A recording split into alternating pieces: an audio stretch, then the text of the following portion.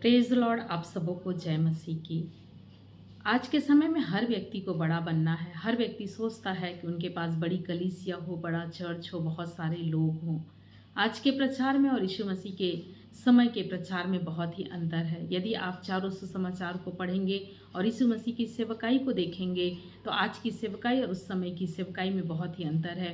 यीशु मसीह ने अपने जीवन में पहला स्थान अपने परमेश्वर पिता को दिया और उन्होंने उसी की इच्छा को पूरा किया और जो पिता चाहता था वही बातों को लोगों के सामने उन्होंने बांटा है। मेरे प्रियो, हम इस बात को जाने, यदि हमें आगे बढ़ना है तो वचन बताता है कि जो बड़ा बनना चाहता है वो पहले छोटा बने।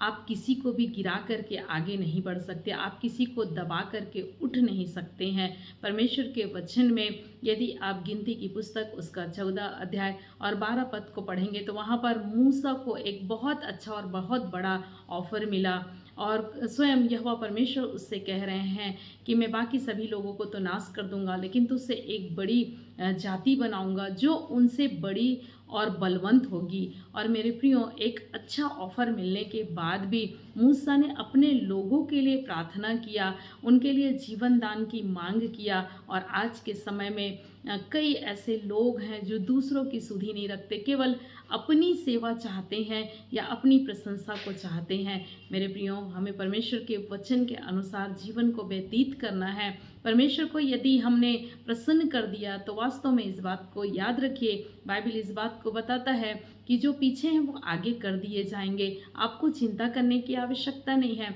यदि परमेश्वर ने आपके लिए एक बड़ी सेवकाई को रखा है, एक बड़े झुंड को रखा है, तो निश्चित रीति से परमेश्वर उसको आपको देगा। लेकिन उसके लिए आपको दूसरों को गिराने की आवश्यकता नहीं, दूसरों से छीनने की आवश्यकता नहीं है, लेकिन परमेश्वर पर भरोसा रख करके परमेश्वर के काम को करने की आवश्यकता है। और निश्चित रीति से परमेश्वर ही बढ़ाएगा। सो परमेश्वर सहायता करे कि परमेश्वर का वचन हमारे जीवन में पूरा हो और परमेश्वर की ही महिमा हमारे जीवन के द्वारा, सेवकाई के द्वारा, परिवार के द्वारा होने पाए। परमेश्वर हर एक को इन वचनों के द्वारा आशीष दे।